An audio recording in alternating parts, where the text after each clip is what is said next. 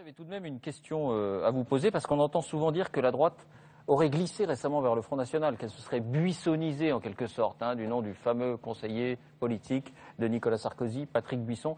Eh bien, on a peut-être la mémoire courte. Alain Juppé, on est en 1990, vous êtes aux commandes du RPR avec Jacques Chirac, et sont organisés avec l'UDF des États généraux de l'immigration. Regardez, c'est un extrait du 20h de l'époque. Le problème a pris une telle ampleur dans l'opinion publique que les hommes politiques se décident enfin à parler concrètement. Ainsi, l'opposition, toutes tendances confondues, est réunie pour 48 heures à Villepinte, dans la grande banlieue parisienne. Reporter, Véronique Saint-Olive, Pascal Ponce. Les organisateurs, Madelin pour l'UDF et Sarkozy pour le RPR, n'ont rien laissé au hasard.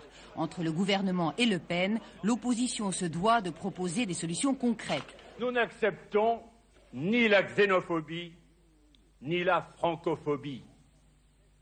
La France n'est pas un pays d'immigration et nous devons nous donner les moyens réglementaires et administratifs de gérer un quota zéro d'immigration.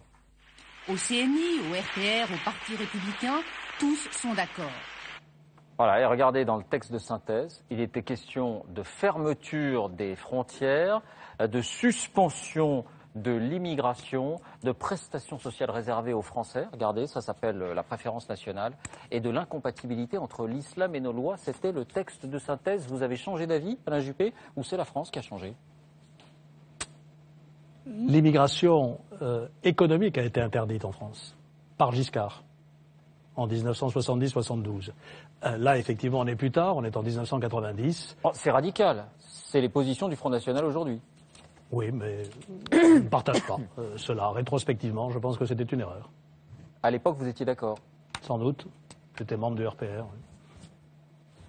Bien. Bravo, vous avez marqué un point. Super.